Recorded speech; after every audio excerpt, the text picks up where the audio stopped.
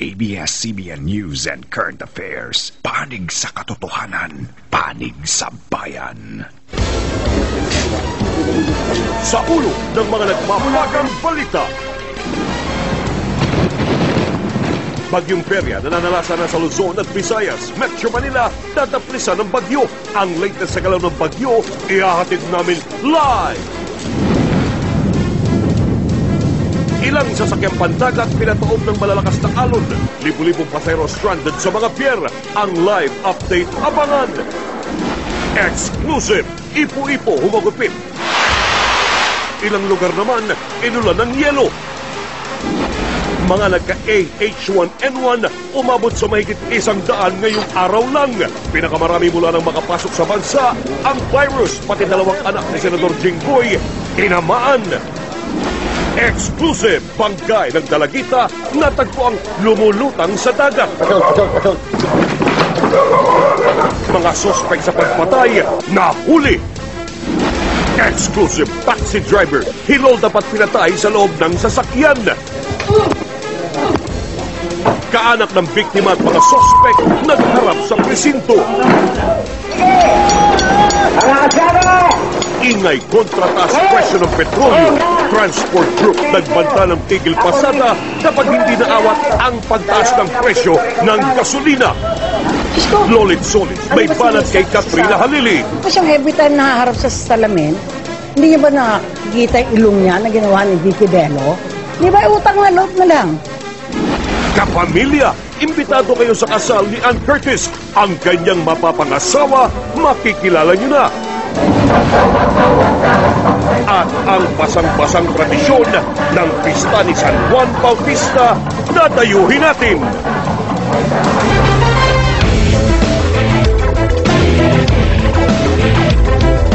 Live mula sa ABS-CBN News Center, Manila. Ito ang TV Patrol World!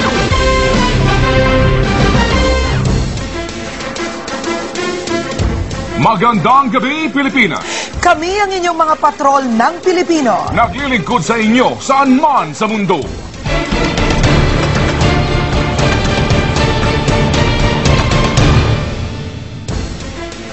Binabagyo na ang ilang lalawigan sa Southern Tagalog, Luzon at Kabisayaan. Malakas na ulan at hangin ang hatid ng Bagyong Perya. Maraming lugar ang lubog na sa baha, habang ang ilang mga lugar ay may brownout na ngayon. Cancelled rin ang ilang mga biyahe ng eroplano at mga barko, kaya't maraming mga pasahero ang na-stranded ngayon. Unahin po nating dalawin ang Batangas at nandoon live. Nagpapatrol si George Carino. Ted, mula pa kahapon ay stranded na dito sa passenger terminal ng Batangas Pier ang mga pasaherong sasakay sana ng barko na mag-aatid sa kanila sa Iloilo, Romblon, gayon din sa mga probinsya ng Oriental at Occidental Mindoro. Pero mula nang ibaba ng Pag-asa ang deklarasyon ng Signal Number 2 sa mga probinsyang nabanggit ko na destinasyon ng mga barkong pumapalaot mula dito ay hindi na itinuloy ang anumang biyahe. Tama din yung decision, Ted, dahil kahit hindi masyadong naramdaman ang ngit-ngit ng Bagyong Perya dito sa lalawigan ng Batangas ay nanalasa naman ng bagyo sa ibang lugar. Tahimik ang dagat kanina ng Batangas pero minabuti pa rin wag nang bumiyahe ang mga barko. Kaya naman ang mga biyahero na sasakay ng Roro walang nagawa kundi maghintay sa parking lot. Umabot sa 163 sasakyan ang stranded dito. Mahirap din ang kalagayan ng mga pasahero na kagabi pa ay nandito na. 363 ang taong stranded dito. Ang ilan gumagawa na lang ng paraan para lang makapagpahinga sa matinding pagkainip. Pero si Leoncio Apolonio ng Nasugbu, Batangas, hindi lang pagkainip ang iniintindi. Problema niya kung aabutan ang kasal ng anak sa Mindoro. Baka raw kasi hindi matuloy ang kasal dahil bitbit pa niya ang dokumento na kailangan sa kasal. Eh kung ngayon mag-text kayo, sabihin niyo walang biyahe, baka pwede iurong na lang kasal.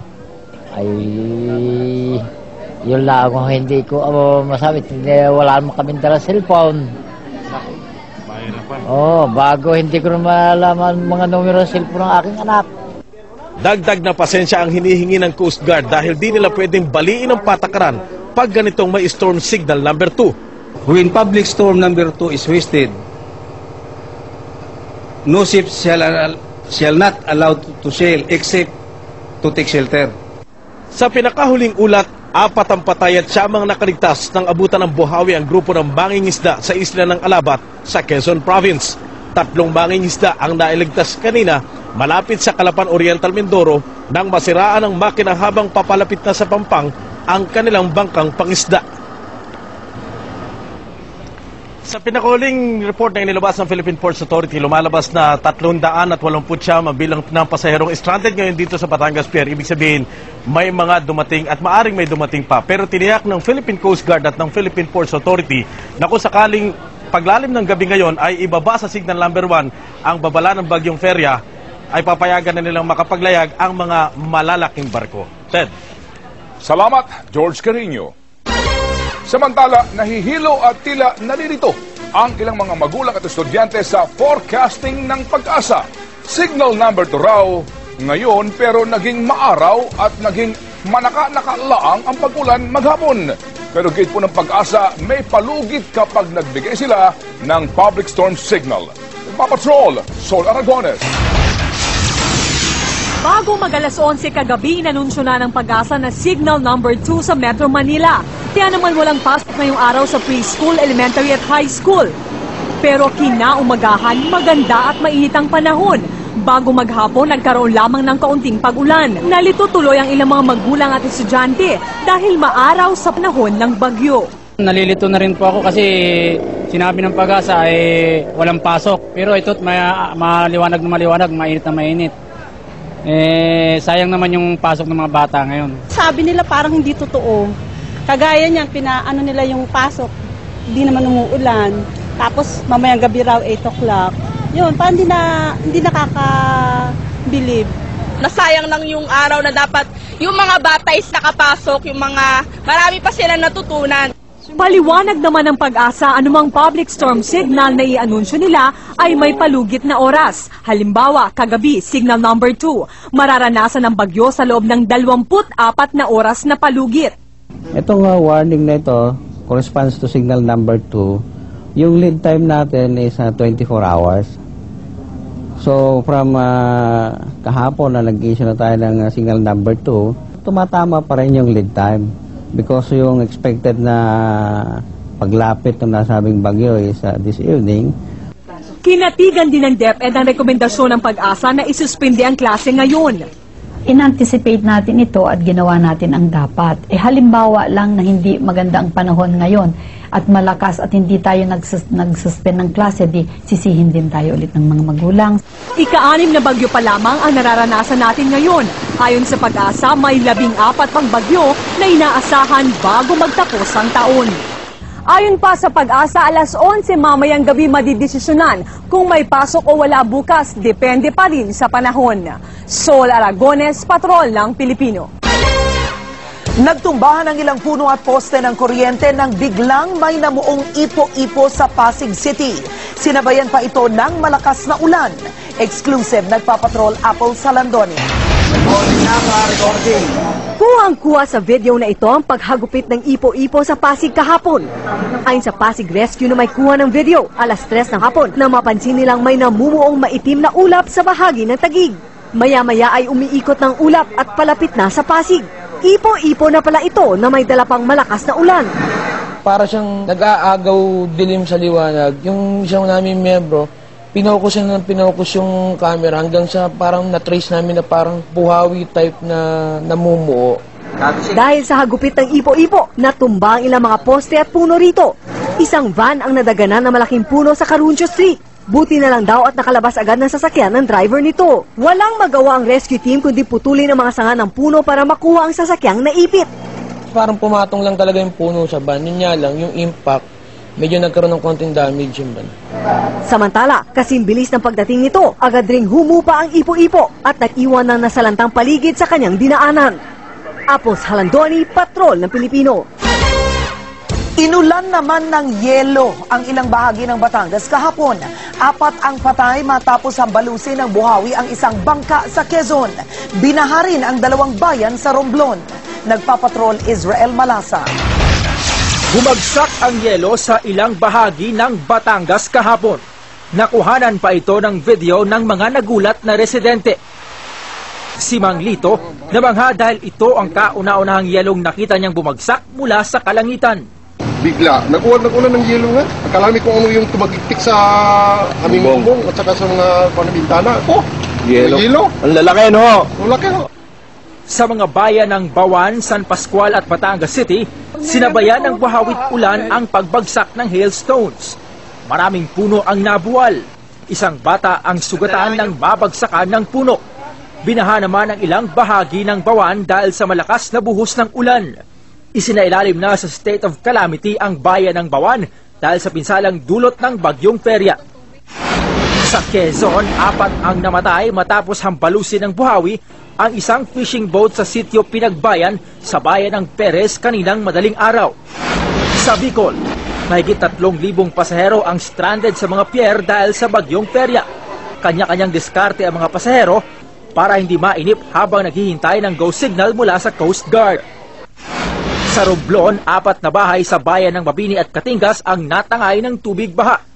3 mangingisda ang nawawala habang 20 pamilya ang nailikas sa San Fernando Elementary School. Israel Malasa, Patrol ng Pilipino. Nasaan kaya ngayon si Feria? Atin pong alamin ang kanyang kilos at galaw live mula sa Maynila. Kuya Kim. Yes, Ted. Alam mo dito sa Manila Bay, nakakatuwa dahil talagang tahimik na tahimik ang alon dito. Walang ulan, walang hangin at tila walang bagyo. Pero tumpak ang 24-hour forecast ng Pag-asa dahil sigurado pagdating ng alas 9 hanggang alas 11 mamayang gabi. Kung hindi dadaplis, kung hindi tatama, magiging napakalapit sa Metro Manila ng bagyong Feria. Ito naman ang pinaka-latest natin galing sa Pag-asa ngayon, ano? Patuloy ang bilis at direksyon ni Tropical Storm Feria patungong northwest. Asahan natin ang malakas na hangin at ulan mamaya dito sa Metro Manila ng alas 9 hanggang alas 11 ng gabi. Kahit di man tumama ng direkta ang mata ni Feria sa Metro Manila, magdadala pa din ang hangin at ulan ng eye wall o gilid ng mata nito, kaya't pinaghahanda pa din ang lahat. Tuloy pa din ang lakas ni Feria sa 75 km per hour maximum sustained winds at pagbugso o gustiness na 90 km per hour. Ang mata ni Feria ay kasalukuyan nasa Calapan, Oriental Mindoro, magpaparamdam ito mamaya sa Southern Tagalog provinces, tutungo ng Western Luzon at lalabas ng Dagupan area. Bukas ng hapon, ang mata ni Feria ay nasa dagat na, 130 kilometers west of Dagupan. Tutuloy ito sa kanluran ng Basco Batanes sa South China Sea at mananatili sa Philippine Area of Responsibility hanggang Huwebes ng hapon o gabi.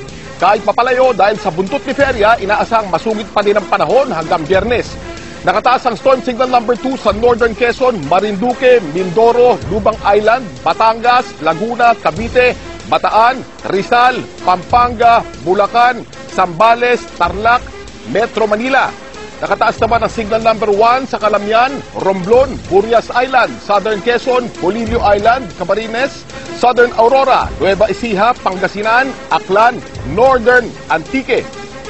Binabalaan ang lahat sa malakas na hangin, mataas na alon at ulan sa mga lugar na may storm signal. Di naman gaanong apektado ang Mindanao, ngunit maulap at maaaring umulan dulot ng ITCZ or Intertropical Convergence Zone. Ulitin po natin, hindi pa rin po nagbabago ang direksyon at ang lakas ni Bagyong Feria at inaasang magiging napakalapit sa Metro Manila ng 9 o'clock hanggang 11 o'clock mamaya. Paghanda natin. Back to you, Ted. Salamat Kuya Kim at kayo po'y magpatuloy sa pag-aantabay ng pinakahuling mga balita sa Bagyong Feria dito po lamang sa TV Patrol World.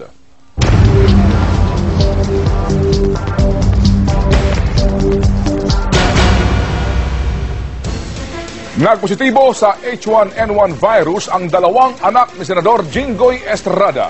Kinumpirma ng senador na naunang nagpositibo sa virus ang kanyang 19 taong gulang na anak na babae na nag-aaral sa De La Salle TAF. Makaraan po ang 3 araw, nagpositibo rin ang isa pa niyang anak na nag-aaral naman sa Xavier School sa bayan po ng San Juan. Nasa bahay at magaling na ang 2. Ayon pa kay Senator Jinggoy, siya'y pabor na dumaan at si dating Senador Loy Ejercito sa quarantine. Nagagaling po lamang sa gitnang silangan ng ilang mga miyembro ng pamilya. Estrada. We'll just observe precautionary measures.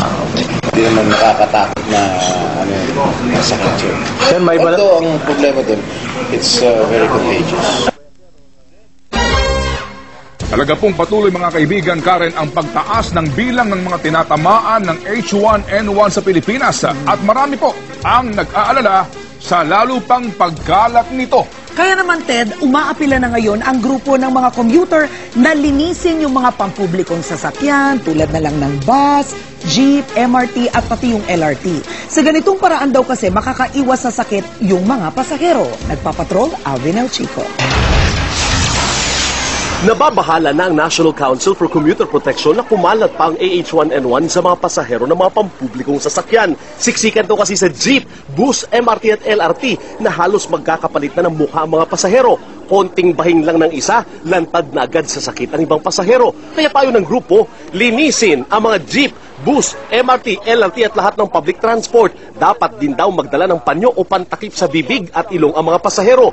As frequently as they can, na maghugas po ng kamay immediately pagbababa. Kasi kahit po doon sa mga handrails ng mga pampublikong sasakyan, pag nahawakan ng isa pa at inilagay niya sa kanyang mukha o bibig, ay maaari din siyang ma-infect. Ang aling ito, nagsuot agad ng face mask pagsakay ng jeep. Pero para kay Mang Antonio, wa-effect din ang face mask kahit ang alcohol at hand sanitizer. Walang protection na ibibigay yung alcohol, yung mask, kasi kung epidemic siya, andyan na yan eh. Sa MRT naman, paisa-isa lang ang nagsusuot ng face mask. Ang ibang pasahero, deadma lang sa banta ng sakit. Kung sa tingin mo na hindi ka safe or mahina yung resistance mo, tingin ko kailangan maglagay ng mga mask. Tiniyak naman ng MRT at LRT na dinidisinfect ang mga tren araw-araw bago magsimula ang biyahe. Pati ang mga hawakan sa loob ng tren, nililinis din. Maglalagay daw ang MRT ng health desk na magbibigay ng libreng pagkonsulta sa AH1N1 sa lahat ng istasyon sa katapusan. MRT3 is the winter part. Sana yung mga pasahero din, sa kanila na lang yung personal hygiene na lang nila para ma-prevent din nila ang AH1N1. Tiniyak din ng mga operator na nililinis araw-araw ang mga bus para iwas sakit ang mga pasahero. Lumilitaw na personal hygiene at pagpapalakas ng immune system ang susi para makaiwas makapitan ng sakit. Perwisyo at bawas kita kasi ang dulot sa ordinaryong manggagawa kapag nadali ng trangkaso. Alvin El Chico, Patrol ng Pilipino. Pinag-aaralan na ng Department of Education na bawasan ang bakasyon ng mga estudyante tulad ng Pasko at summer break. Ito'y dahil na rin sa sunod-sunod na suspension ng klase dahil sa pagkalat ng AH1N1. Nagpapatrol, Zian Ambrosio. Sa pag-iikot ng ABS-CBN News Team sa ilang eskwelahan, kapansin-pansin ng ilang magulang na nag-aalala kung papapasukin ng kanilang anak. Patapos magdeklara ang DOH ng low community outbreak dahil sa H1N1. Usong-usong ngayon yung mga sakit na H1N1 virus. So, kailangan talaga natin protektahan din yung mga anak namin. Ayon sa DepEd, umabot na sa mahigit 4 na po ang mga eskwelahang suspendido ang klase. Kabilang na rito ang 7 nagsuspendi kanina gaya ng Claret School at Holy Spirit School sa Quezon City na may grade 5 student na nagpositibo sa H1N1. Magkukontak kami ng disinfection bukas tsaka sa Biyernes. Suspendido na rin ang klase sa Poveda at sa July 6 na ito babalik. Ang Ateneo Grade School magsususpindi ng klase mula bukas hanggang Biyernes dahil may nagpositibo sa H1N1 sa 2 section doon. Paalala naman ng DepEd sa mga estudyante, hindi porket walang pasok, pwede na maglamerda sa mga mall. Kaya nga natin sinususpend ng classes para makontain natin sila sa bahay. Yung wag pupunta sa mga crowded places. Sa ngayon, pinag-aaralan na ng DepEd ang iba't ibang paraan para makabawi ang mga estudyante dahil sa sunod-sunod na suspensyon. Naplano nga natin dyan, maaring mabawasan ang ating semestral break. Yung babawasan natin yung Christmas vacation. 206 ang required na school days ayon sa DepEd. Bukod sa binabalak nila na bawasan ang bakasyon bilang pabawi sa mga araw na suspendido ang klase, balak naman nila na dagdagan ang homework ng mga estudyante at gamitin ang internet bilang instrumento sa pag-aaral. Pati ang organizers ng National Collegiate Athletic Association o NCAA naghigpit na rin para pigilan ng mga basketball players sakaling may sintomas ng H1N1. Inaasahang maraming estudyante ang dadalo sa NCAA sa Sabado sa Araneta Coliseum. Kaya naman nakikipag-ugnayan ang mga organizers sa DOH. Zian Ambrosio, Patrol ng Pilipino. Nadagdagan ngayon ng 131 ang kaso ng AH1N1 sa bansa. Ayon sa Department of Health, dahil dito umabot na sa mahigit 600 ang bilang ng mga tinamaan ng sakit. Nagkakaubusan na rin ng testing kits ng AH1N1. Nagpapatrol Jing Castañeda. Puspusan ng mga meeting sa Department of Health. Pumalo na kasi sa 600 ang bilang ng mga kumpirmadong kaso ng AH1N1 sa bansa. At ngayong araw lamang, 131 pang bagong kaso ng AH1N1 ang nadagdag. Ito ang pinakamataas na bilang ng kumpirmadong kaso sa araw-araw na pagmomonitor ng DOH. Pero sabi ng DOH, ito ay dahil mas mataas din ang awareness ng publiko ukol sa sakit. 77% o 464 namang pasyente ang gumaling na mula sa AH1N1. Patuloy na nakikita na talagang bahagyang sintomas.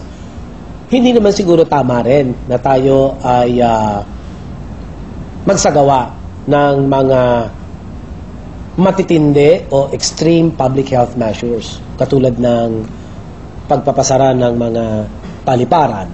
Nagkakaubusan na rin ng testing kits ng AH1N1. Maging ang mga may ordinaryong trangkaso lang kasi, nagpapa-throat swab test na rin. Noong May 21, matapos magkaroon ng unang kaso ng AH1N1 sa bansa, 10 hanggang 50 pasyente ang nagpapa-swab test kada araw. Unti-unti itong umakyat ng 200 swab tests araw-araw. Pero matapos makapagtala ng unang kaso ng namatay dahil sa komplikasyong idinulot ng AH1N1 kamakalawa, dumoble ang mga nagpapaswab test.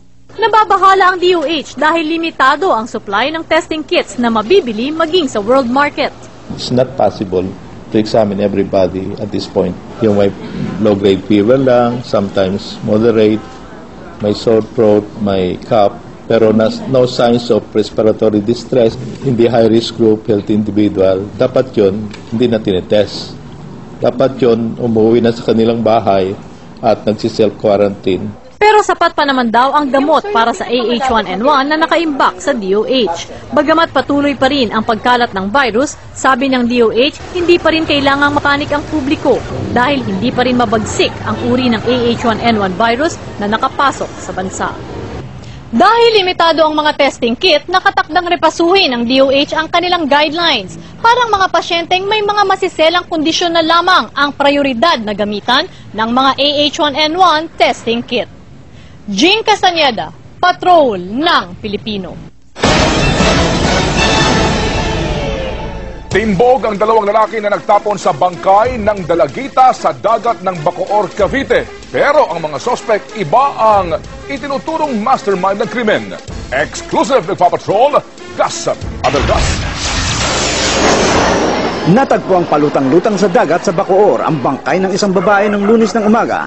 Sa tansya ng mga pulis, nasa 15 anyos ang babaeng nakagapos, suot lang ang asul na kamiseta at walang pambaba. Sa medical findings, napagalamang pinukpok sa ulo ang biktima, sinakal at patay na umano ng itapon sa dagat. Na-rape to ng 2 beses, hindi lang isa, parang na-rape ng 2 beses. At yun nga, nakita namin yung muka medyo wasak dahil parang pinalo ng matigas na bagay. At may nakita rin kaming nylon cord sa leeg niya na ito ay sinakal. Ilang informante ang nakakita sa pangyayari at itinuro sa mga pulis ang lungga ng mga suspect. Agad sinugod ng mga pulis ang lugar na nasa baybayin ng Bacoor. Huli ang 2 suspect na nakilalang sina Edward Dominguez at Leonie Cordova. Inamin nilang sila nga ang nagtapon sa bangkay ng babae pero napag-utusan lang daw sila ng isang Arnel Quazon.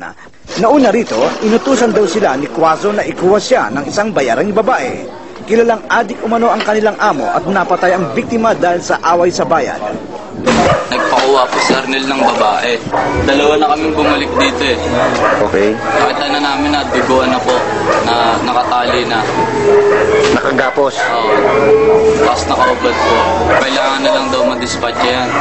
So anong ginawa nyo? Pinaganap na kami ng bangka.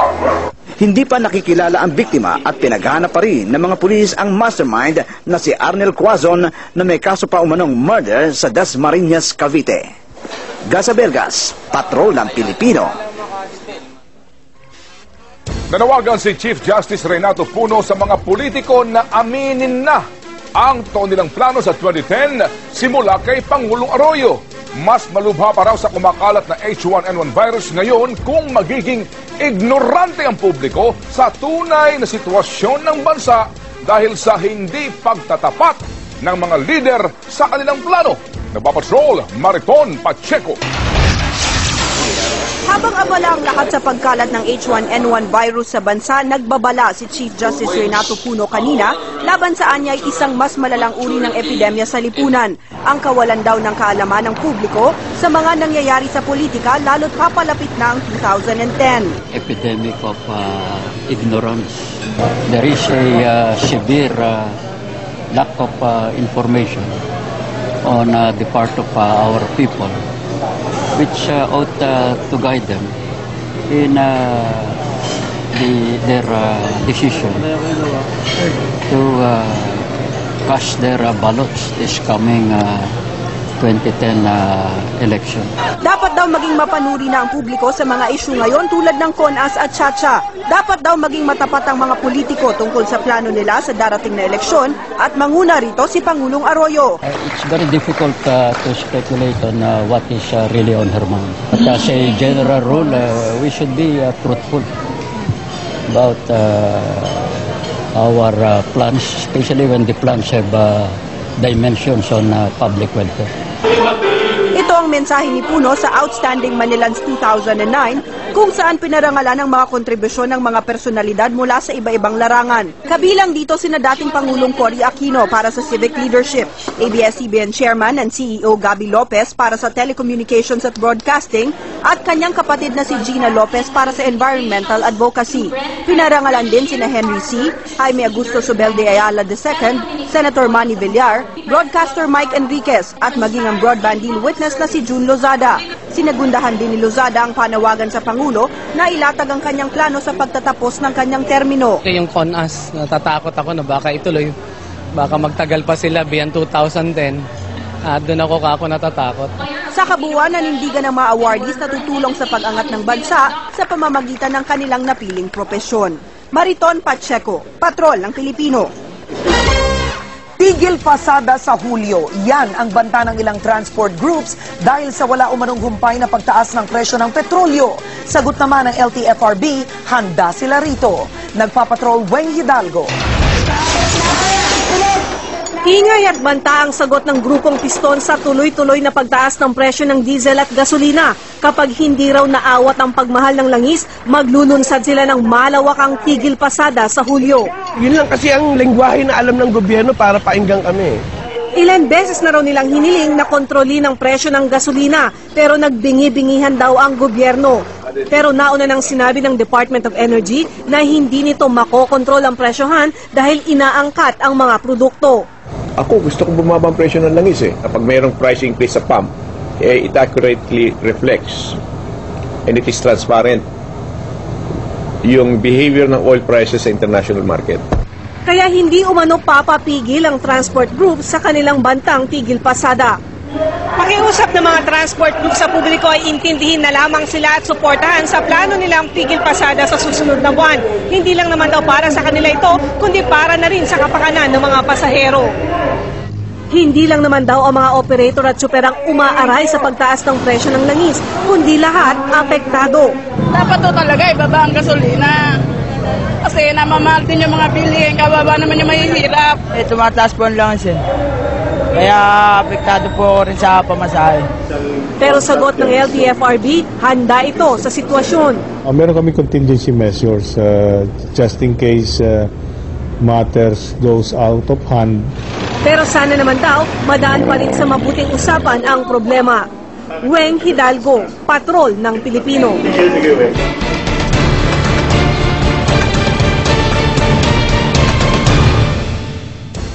Sigurado pong marami ngayon ang nagtatanong, meron bang pasok bukas ang mga estudyante sa mga paaralan?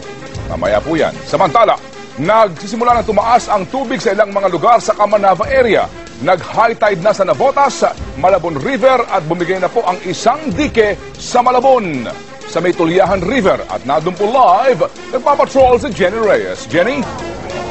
Ted, kahit hindi direktang tatama sa Metro Manila ang bagyong Feria, ay inaasahang magdadala pa rin ito ng malakas sa pag-ulan na pwedeng magdulot ng pagbaha dito sa Caloocan, Malabon, Navotas at Valenzuela area. Habang palapit ng palapit sa Kamaynilaan ng bagyong Feria, pataas na ng pataas ang tubig dito. Kaninang tanghali nag-high tide sa Navotas Malabon River at umabot sa 2.1 meters ang water level. Kapag umangat na sa 1.4 meters ang tubig, ay kailangan ng buksan ng pumping stations para di na tumaas pa ang baha. Ang amin hong instruction doon sa mga pumping station namin na ginawa ng local government, tuloy-tuloy ho siya ang pagbobomba nila. Pinapampaw to yung tubig na nasa kabayanan, papunta hong ilog. Sa taas ng tubig kanina, kinailangang sabay-sabay bumomba ang 22 pumping station sa Navotas. Sa ngayon, bumaba na ang tubig pero pinangangambahang muli itong tataas kapag bumuhos ang ulan mamayang gabi. Siyempre, may mga anak kami. Lalo na nag-aaral mga bata dito, hirap din kami sa pagdaan dito sa daanan nito dahil malalim ang tubig. Kahit nga walang bagyo, bumabaha dyan. Nakaantabay naman daw ang tauhan ng City Engineer's Office para tanggalin ang mga bara sa drainage. Nakahanda na rin ang isang amphibian truck sakaling kailangang i-evacuate ang mga residente. Sa Malabon naman, napuno rin ng tubig ang kahabaan ng Governor Pascual, lalo na sa may kanto ng San Chanco Street. Bumigay kasi ang isang dike sa Malabon-Tuliahan River. Mahihirapan umano ang mga otoridad na ayusin agad ito, lalo na kung bubuhos ang malakas na ulan. Ted, sa ngayon ay hindi pa naman ganong malakas ang ulan dito pero pinayuhan na ang mga residente, lalo na yung mga nakatira sa may coastal area na maging handa sakaling kailanganin ng evacuation. Ted? Salamat, Jenny Reyes.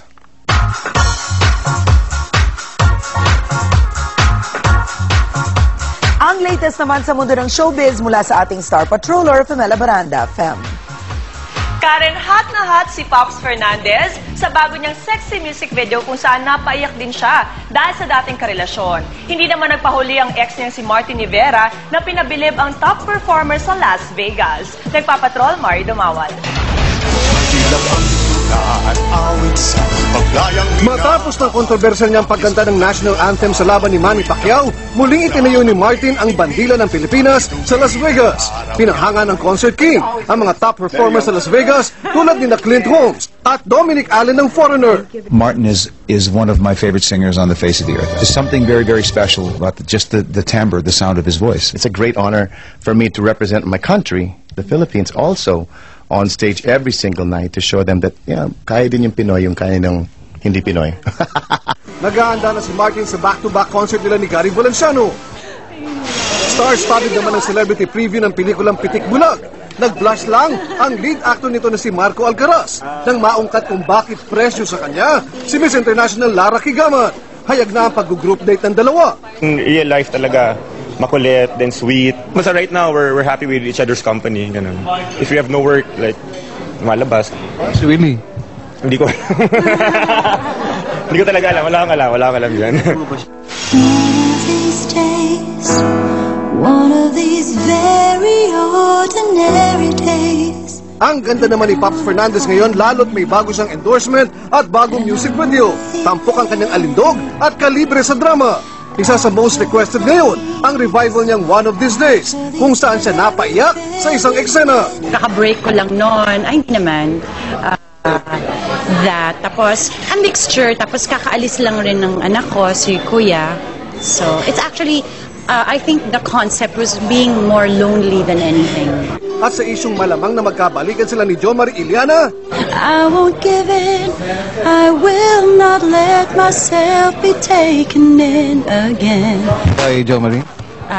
No, hindi rin. Mario Dumawal, hot roll ng Pilipino. Susunod, taxi driver hinold up na pinatay pa. Kaanak ng biktima at mga suspect nagharap. Klase sa kolehiyo sa Metro Manila ngayong gabi suspendido na. Bukas, may pasok na kaya? Alamin.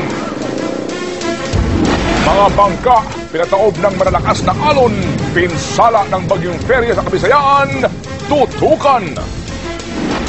Kapamilya, imbitado po kayo sa kasal ni Ann Curtis. Ang kanyang mapapangasawa, ipapakilala namin. Sa salamin, hindi niya ba nakikita yung ilong niya na ginawa ni Vicky Bello? At bakit? Bakit nagagalit si Lolit Solis kay Katrina Halili? Ang sagot sa pagbabalik ng TV Patrol World. Ang realista, maka-real quality. Ang basta-basta, hindi papasa. Ang realista, makaebidensya. Naniniwala lang sa nakikita. Lahat kami, CBN News, lumilitaw na mahigit isa bawat linggo ang ganitong kaso. Dahilan para mabahala ang iba't ibang sektor. Exclusive, nagpapatrol Nico Bawa. Noong isang linggo lang magkasunod na natagpuan ang dalawang bangkay na ito sa Recto at Escolta sa Santa Cruz, Maynila. Sumunod naman ito na nahanap sa Talaba, Cavite. Parehong ginamitan ng packaging tape ang mga biktima at hindi rin nakalimutan ng mga suspect na mag-iwan ng cardboard na may babala. Hindi na bago ang ganitong kaso. Sa datos ng ABS-CBN, 29 na ang biktima ng summary execution sa Kamaynilaan at Calabarzon area mula noong Enero lang o mahigit isa sa bawat linggo. Hindi pa kasama ang mahigit 500 biktima ng ganitong gawain sa Davao City mula noong 1998. So nakalusot ka ngayon, ulitin mo uli. Parang ano yan, yung konsepto din ng serial killer. You get away with murder. So, anong sinasabi nun about our judicial system? Eh di, wala. Magpatayan na lang. Dati nang nangako ang mga hepe ng PNP na matitigil ang problema. Pero paniwala ng ilan, kasama sa problema mismo ang pulisya. Nakaka-frustrate sa parte ng pulis na inuli mo, naniniwala ka na nagkasala yung tao, bandang huli, ilalabas lang din. So, walang hustisya doon sa parte ng naging biktima. Mas gugustuhin na niya ng patahimikin yung isang masamang tao kesa naman dumami pa yung mga inosenteng biktima. Hugas kamay dito ang pulisya. Hindi nyo ba naisip na ito rin ay pwedeng gawin ng kahit sino? Bakit meron yung tinatawag natin mga guns for hire? Kulang din daw ang tulong ng pribadong sektor sa pag-iimbestiga ng kaso. Kahit na nakita na, pag tinanong, ay hindi ho. Doon ako nakatingin sa opposite side. No? Pangalawa, ayaw nilang maabala. Nagkasundo na ang PNP at ang Commission on Human Rights na magtutulungan para mabawasan ang salvaging. Mapapatunayan ko epektibo ito kung wala ng lulutang-lutang na bangkay na isisisi sa pulis mismo. Nico Bawa, Patrol ng Pilipino. Kanselado na ang mahigit 60 biyahe ng eroplano sa bansa dahil sa bagyong Feria. At dahil signal number 2 pa rin sa Metro Manila, kanselado ang mga panggabing klase sa kolehiyo ngayong gabi. Live mula sa NDCC, nagpapatrol Nina Corpus.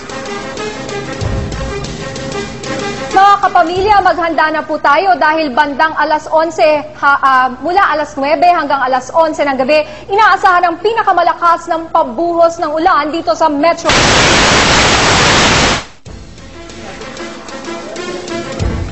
Balikan natin si Nina Corpus maya-maya lamang mula sa NDCC. Samantala, naminsala din ang bagyong Feria sa Visayas at bahagi po ng Mindanao. May ulat na tumaob na bangka at nawawalang mangingisda sa laot.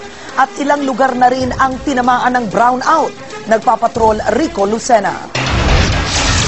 Nanginginig sa sobrang lamig nang dumating sa Barangay Suba, Basbas ang 14 na pasaherong ito. Lulan sila ng FB Junjun 2 na tumaob sa Lutungan Channel matapos sambalusin ng malalakas na hangin at gahiganteng alon dala ng bagyong Feria kahapon.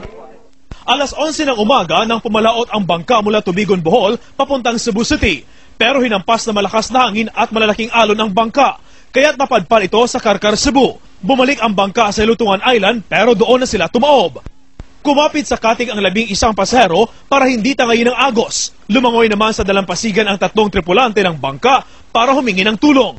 Bahala na nga, wag kang among cellphone. Pasalamat kami at buhay pa kami. Hindi na baling nawala ang cellphone at pera. Ang importante, buhay pa kami. Sa lakas ng bagyo, kanselado pa rin ang flight ng mga eroplano mula Cebu patungong Maynila. Pero balik biyahe na ang mga malalaking barko patungong Bohol, Samar at Leyte. Nalubog din sa tubig bahang ilang bahagi ng Tacloban City. Bumagsak na ilang puno at nag-brown out sa ilang bahagi ng Samar at Leyte. 5 mangingisda naman ang nawawala sa laot. Sa Negros Occidental, tuloy ang search and retrieval operation sa lalaking nahulog sa ilog sa Salay City kagabi. Nakainom ang biktimang si Armin Marcasote nang mahulog sa ilog. Sa Iloilo, 5 bangka ang nawawala matapos pamalaod sa bayan ng Concepcion. Dahil dito, suspendido ang biyahe ng mga bangka patungong Guimaras at Bacolod City. 2 naman ang nasawi sa landslide sa bulubunduking bahagi ng Barangay Tumpagon sa Cagayan de Oro City. Rico Lucena, Patrol ng Pilipino. At para pa sa ibang impormasyon sa bagyong Feria, mag-log on sa abs-cbnnews.com. Kanselado po ang mahigit na 6 na pong biyahe ng eroplano sa bansa dahil sa bagyong Feria. At dahil signal number 2 pa rin sa Metro Manila, wala na pong pasok ngayon ang panggabing klase sa kolehiyo. Live mula sa NDCC, nagpapatrol, Niña Corpus. Mga kapamilya, maghanda na po tayo dahil mula alas 9 hanggang alas 11 ng gabi, inaasahan ang pinakamalakas na pagbuhos ng ulan dito sa Metro Manila. Pinaghahanda naman ni Secretary Gilbert Chodoro ng National Defense ang Central Luzon, Zambales, Pangasinan, Ilocos Norte, Ilocos Sur at La Union dahil baka raw abutan ng mga ito ng malakas na ulan bukas. Sa ngayon, 5 na ang kumpirmadong patay, 4 sa Quezon dahil sa buhawi at 1 sa Cebu dahil sa pagkalunod. Nawawala naman ang 7 katao kabilang ng isang 4 na taong gulang na bata sa Romblon dahil sa pagbaha. Sa Sabado, inaasahan ang pag-alis ng bagyong Feria sa bansa, samantala bukod sa baha, may mga paalala naman ang DPWH sa mga nagkalat na billboards sa Maynila. Kahapon pa lang nakarolyo na ang karamihan sa mga billboard sa Metro Manila bilang preparasyon sa bagyong Feria. Ang iba naman humabol ibaba ang kanilang mga tarpaulin ngayong araw, pero meron pa rin ilan na matigas ang ulo. Utos ng Department of Public Works and Highways sa mga may-ari ng billboard na irolyo ang kanilang mga tarpaulin tuwing may storm signal sa bansa. Nagiging sanhi kasi ng mga aksidente at trahedya ang mga naglalakihang billboard na bumabagsak pag malakas ang hangin. Pag tinanggal mo na yung trapal, wala nang tatama ng hangin. So walang problema yon. Ang problema nila ay kung yung billboard nila ay hindi lisensyado o walang permit at paso na. Pag hindi naman nyo po binaba, DPWH will roll it down. We will get that materials and then tutubusin nyo na lang sa amin. Mahigit 5,000 na ang billboard sa buong bansa. Simula nang manalasa ang bagyong Milenyo noong 2006, mahigit 4,000 na raw ang binaklas ng DPWH dahil sa mga violation. Kabilang dito ang mga billboard na malapit sa mga kable at high transmission wires, walang building permit at hindi matibay ang istruktura. May natatanggal, may nadadagdag, kaya para bang makita ng tao, walang natatanggal. Aminado ang DPWH na nahihirapan silang baklasin ang ibang billboard dahil nakatayo daw ito sa mga private property at madalas silang ma-TRO o makasuhan ng trespassing ng mga may-ari.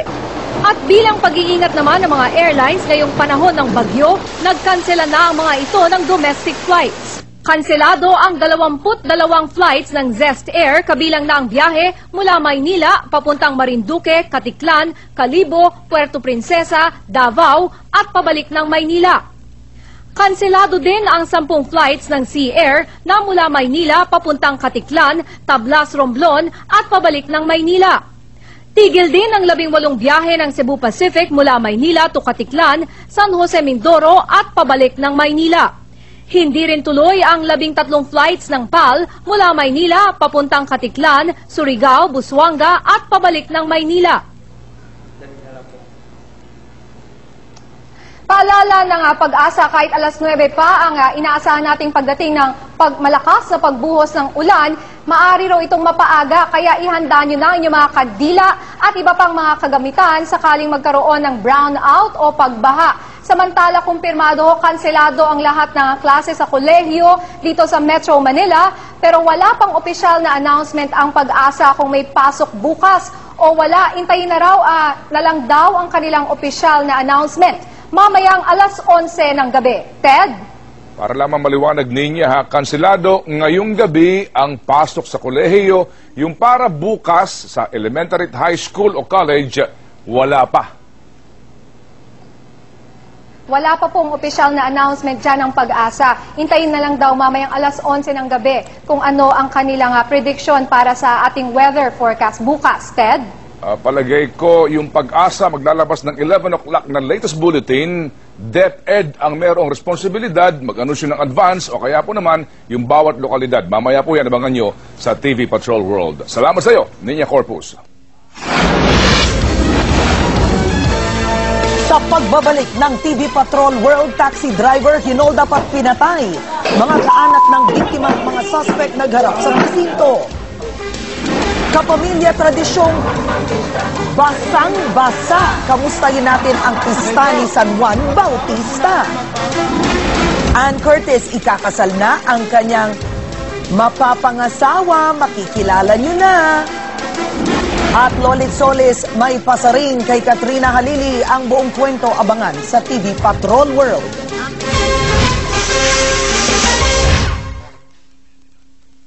Ito ang katuparan ng mga pangarap ko.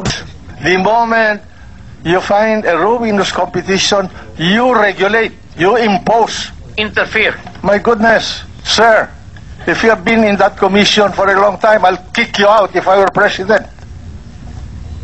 If the way you're answering, we will recommend that you be fired. Naniniwala si Enrile na may monopolya sa mga telcos. This is a cartelized business. You see, they're exacting monopoly profits out of it. And you're abetting it. Nagduda pa si Senador Arroyo na baka may sabuatan nga sa pagitan ng NTC at industry players. Pains me that for 8 years, the government did not try to lift that injunction, which you keep on saying. Is it that the executive branch has been, in fact, in collusion with the industry players here? Tinanggi naman ito ng NTC, Smart at Globe. That we cannot accept that there is collusion. Of course not. But, the industry is very competitive. We are all trying to outdo each other to win customers and subscribers.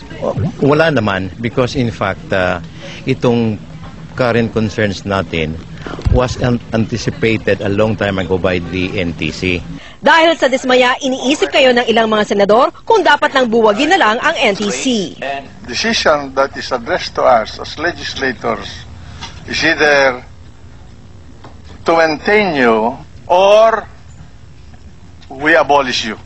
Dumalo rin sa pagdinig ang ilang dealer sa mga telcos na nagsuot pa ng itim na shirt bilang protesta sa mga telcos. Ayon kay Trade and Commerce Committee Chair Senador Marojas, nangako ang mga telco na pag-aaralan nila ang panukalang pagsingil ng kada segundo sa mga tawag sa halip na kada minutong call rates na kinukubra ngayon mula sa mga milyong-milyong cellphone subscribers. Maricar Bautista, Patrol ng Pilipino.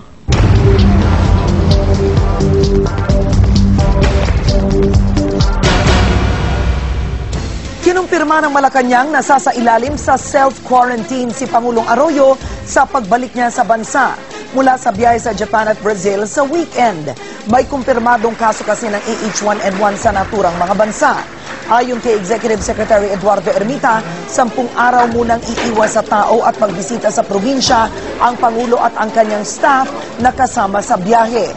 Sanay maging ehemplo din daw ang Pangulo na dapat dumaan sa thermal scanning at quarantine ang lahat ng lumalabas ng bansa.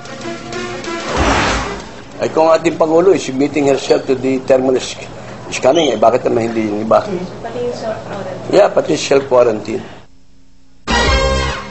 At tila po tinamaan na rin ng H1N1 ang turismo ng Pilipinas. Bumaba ang bilang ng mga turista at pinaiwas na rin po ang ilang dayuhan na bumiyahe muna sa Pilipinas na ikalawa na sa may pinakamaraming kaso ng H1N1 sa buong Asia.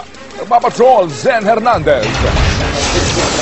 Umakyat na sa mahigit 600 ang kaso ng AH1N1 sa bansa, ang ikalawa sa pinakamataas sa buong Asia, kasunod ng Thailand.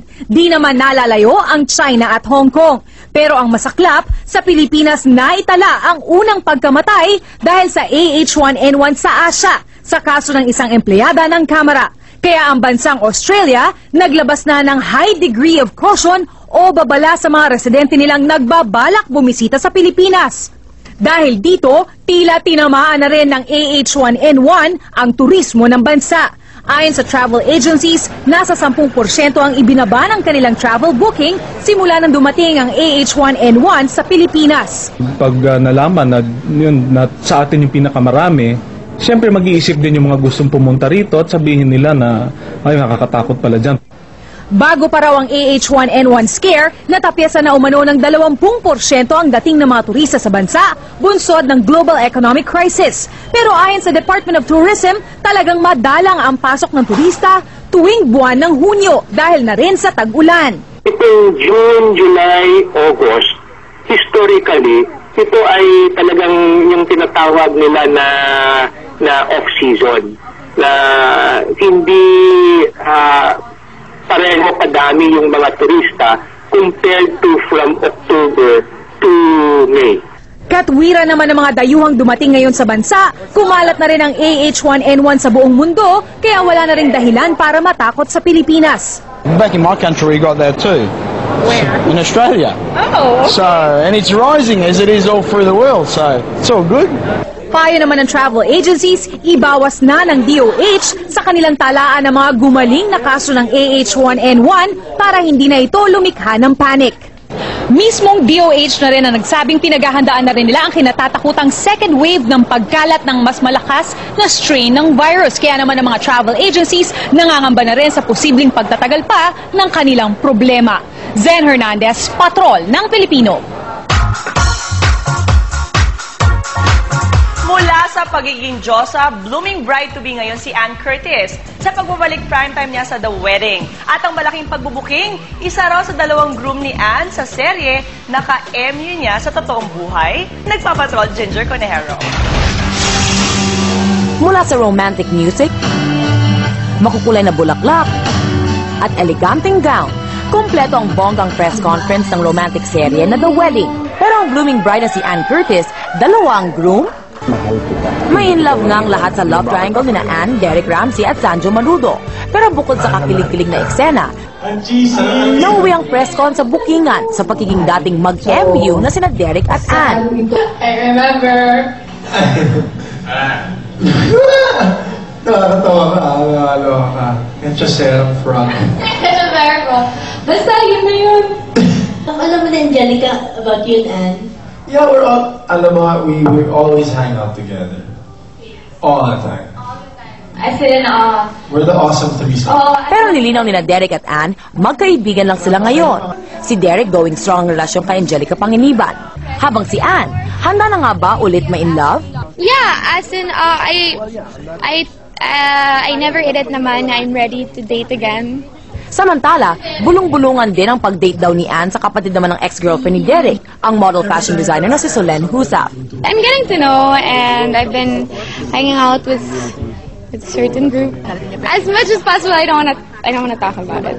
Ang hindi nililihim ni Ann, ang kanyang excitement sa pagbabalik primetime sa The Wedding ngayong Lunes. Marlon Maniala, will you marry me? Ginger Conejero, Patrol ng Pilipino. Susunod, taxi driver hinoldak na pinatay pa. Nakakaanak ng biktima at mga suspect. Nagkaharap. Kung siyang every time nahaharap sa salamin, hindi niya ba nakikita ilong niya na ginawa ni Vicky Beno? Bakit bumabanat si Lolit Solis kay Katrina Halili? Ang buong kwento, antabayanan. At makipagbasaan tayo sa kapistahan ni San Juan Bautista. Maya-maya po lamang yan sa pagbabalik ng TV Patrol World.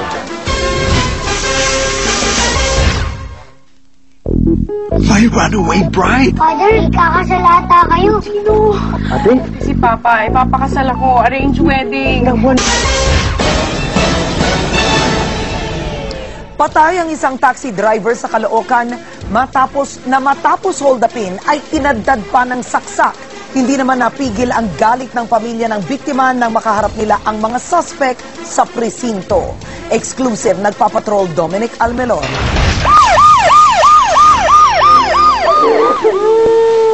Punong-puno ng hinagpis ang pamilya ng 40 anyos na si Jimmy Menor sa brutal na pagkakapatay sa kanya sa loob pa ng pinapasada niyang taxi sa Caloocan City. Hinolda pa tinadtad ng mahigit 20 saksak sa katawan si Menor ng 2 niyang pasahero.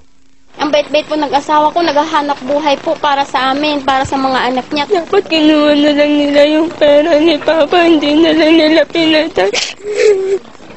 Mabilis na nahuli ng mga pulis ang mga sospek na sina Henry Silawan at Erwin Agustin. Ang tricycle driver na si Lena Lumanog ang naging susi sa agad na pagkakatimbog sa dalawa na naging pasahero pa niya. Nakita ko na po na may mga dugo yung kamay. Sabi ko, boss, bakit maraming dugo yung kamay nyo? Sabi ko, may kasama kasi kami na nasaksak. Yung dinadala sa ospital, bali puntahan namin yung kamag-anak.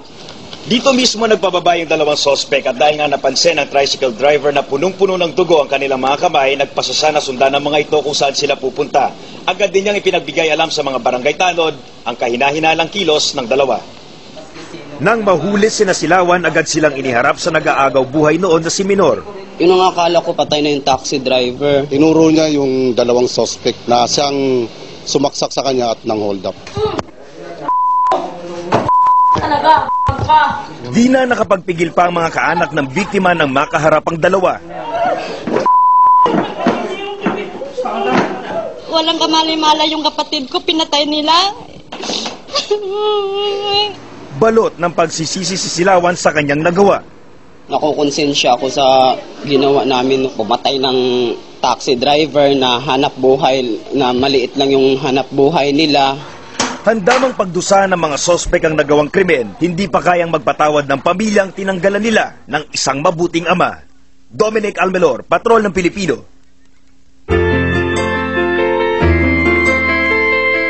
Patuloy po ang pag-arangkada ng proyektong Kapit Bisig para sa Ilog Pasig ng ABS-CBN Foundation para sa paglilikas sa mga pamilyang nakatira sa tabi ng mga estero, tulad nitong sa Paco, Maynila. Karaniwan na ang ganitong eksena kapag nagsasagawa ng demolisyon sa isang squatters area. Paano sa akin? Pero dito sa esterong ito sa Apasibe Street, Paco, Maynila, walang nagwala, wala rin gumamit ng dahas at walang demolition team o mga pulis na nakabantay sa operasyon. May tsibugan pa habang kanya-kanyang baklas ng bahay ang 20 pamilya na naninirahan dito. Itong si Richard tumulong pa sa paghahakot ng gamit, kahit pa na-stroke. Mixed emotion na rin mangyayari kasi malungkot na masaya dahil siyempre dito na rin ako nagkasakit. Si Mang Rogelio Morales naman, aminado siyang malungkot. Pero naiintindihan daw niya bakit kailangan silang umalis sa estero. Alam na namin, lilinisin ang ilog talaga. Lilipat sila sa isang resettlement site sa Kalawan, Laguna na isinaayos ng ABS-CBN para sa kanila.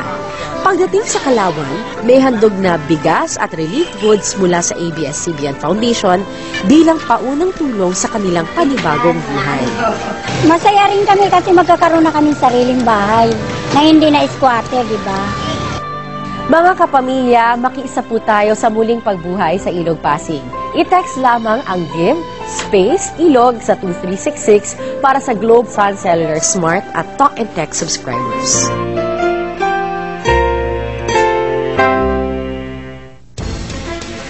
Kapamilya, ngayon po ay pista ng San Juan, June 24. At kagaya po ng mga naagawian, pangunahin pong tapo pa rin dito ay ang pagdiriwang ng pista, ang Basaan. Papatrol, Apple Salandoni.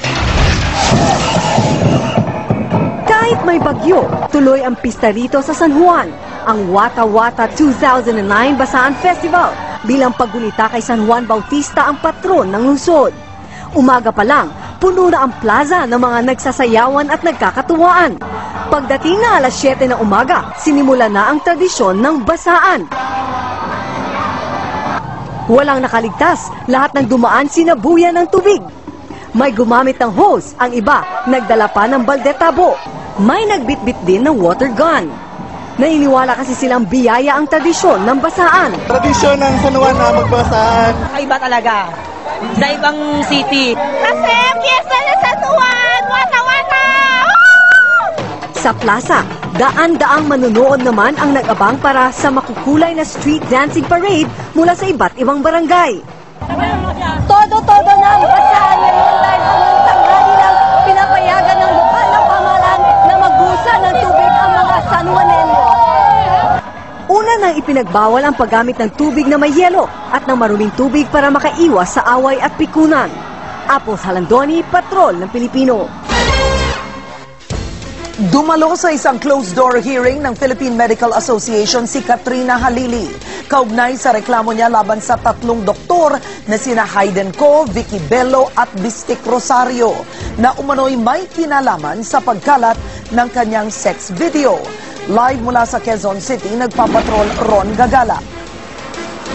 Karen, tumagal din ng 2 oras at kalahati ang naging closed-door hearing ng Philippine Medical Association sa sex video scandal ni Dr. Hayden Co at ng aktres na si Katrina Halili. Ilang linggo daw mula ngayon ay dedesisyonan na ng Philippine Medical Association kung dapat masuspindi o ma-expel pa sa pagiging miyembro ng PMA si Hayden Co, Dr. Vicky Bello at Dr. Herbert Bistek Rosario. Kapag ang isang doktor ay na-expel o natanggal sa pagiging miyembro ng PMA, may mga karapatan at pribileyo na mawawala sa doktor tulad ng kanyang PhilHealth benefits, ang mandatory continuing education o pag-aaral sa espesyalisasyon at maaring hindi pa ma-renew ng PRC ang lisensya ng doktor. Pero nilinaw ng PMA na wala silang kapangyarihan na tanggalan ng lisensya ang mga akusado. Professional Regulations Commission o PRC ang may otoridad daw na tanggalan ng lisensya bilang doktor si Hayden Co. Pero sinabi din ng PMA na pinakikinggan ng PRC ang rekomendasyon nila at seryosong kinokonsidera ang magiging desisyon nila kapag magdedesisyon na ang PRC kung tatanggalan na ng lisensya si Hayden Co. Karen, sinubukan natin kuhanan ng pahayag si Katrina Halili pero naging mailap siya sa mga pagsagot tungkol sa issue. Karen. Maraming salamat, Ron Gagala. Kung noon tagapagtanggol ni Katrina Halili sa sex video scandal, ngayon binanata ni Lolit Solis ang aktres. Wala raw itong utang na loob kay Dr. Vicky Bello gayong ito ang nagrektoke sa kanya. Umani naman ang suporta at papuri ang isa pang umano'y sangkot sa sex scandal na si Maricar Reyes. Ang buong kwento sa pagpapatrol ni Mari Dumawal. Kung dati pamilya lang ang sandigan ni Dr. Vicky Bello sa kinasangkutang unos dahil sa issue ng sex scandal, ngayon na may bumubuho sa mga taga-showbiz na sumusuporta sa kanya. You know how much I love you and respect you as an individual and as a professional. Marami kang pinagdadaanan ngayon. Just want you to know that we're all here behind you. We're here to support you. Kung dati all-out naman ang support ni Lolit kay Katrina Halili, biglang naiba naman ang ihip ng hangin. Nakakagulat ang pagbatikos ngayon ni Lolit kay Katrina dahil sa pagdidiin nito kay Bello sa mga kaso sa DOJ at Philippine Regulatory Commission. Ang kalaban naman ni Katrina, si Hayden. Si Hayden naman nag-video sa kanya. Ba't ngayon ito saan na napupunta yung usapan? Didemanda niya na si Vicky Bello, didemanda niya na yung Bello Medical. Parang unfair naman, di ba? Ang unang-unang victim dito actually dyan sa kaso na is Vicky Bello. Pumatol siya sa boyfriend ng may boyfriend. Tapos yung every time nahaharap siya sa salamin, hindi niya ba nakikita yung ilong niya na ginawa ni Vicky Bello? Di ba? It will always remind him of Vicky Bello. Di ba? Utang na loob na lang. Tila naiinis din si Lolit sa balitang magiging testigo siya para kay Katrina sa pagdinig ng petisyon ng aktres na kanselahin ng lisensya ni Hayden. Makakapag-witness lang ako kay Katrina kung nakita ko yung binibidyo siya, no? Habang sumasayo siya ng careless whisper, no? Wala naman ako doon, no? Bakit ako magte-testify doon? Anong words of support natin ngayon kay Vicky? Lahat ng kamalasan, Vicky, dumating sa buhay mo dahil kay Hayden. Layuan mo na siya! Ako, please! Mula sa putik, may busilak ding lumabas sa eskandalong kinasangkutan ni Maricar Reyes. Sa YouTube, Facebook at iba pang internet sites, umani ng paghanga ang actress model dahil sa sorpresang paglutang niya sa ASAP 09 nung linggo. Hindi madaling gawin ito na isang babaeng na natiling tahimik sa gitna ng dumi ng Hayden Katrina sex scandal. Susunod, siya ang tampok na panauhin ng #1 teleserye ng bansa na may bukas pa. Walang hiya ka! Anong ginagawa mo sa anak ko? Peste ka! Hiya ka! Lumakas ka! Mari Dumawal, Patrol ng Pilipino.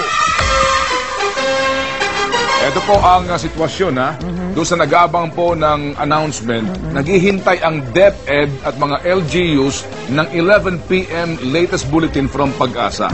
Without that, ayaw nila magdesisyon. So mga kapamilya, abangan natin po mamaya sa Bandila at siyempre madaling araw bukas sa DZMM. Ganun po talaga, lahat tayo magagawa dahil ayaw hong pangunahan ng DepEd at ng LGUs ang magiging bulletin po ng Pag-asa at 11 p.m. tonight. Tama yan. At yan po mga balitang nakalap sa aming mas malawak na pagpapatrol. Kami ang inyong patrol ng Pilipino. At lilingkod sa inyo saan man sa mundo. Okay, for Director na.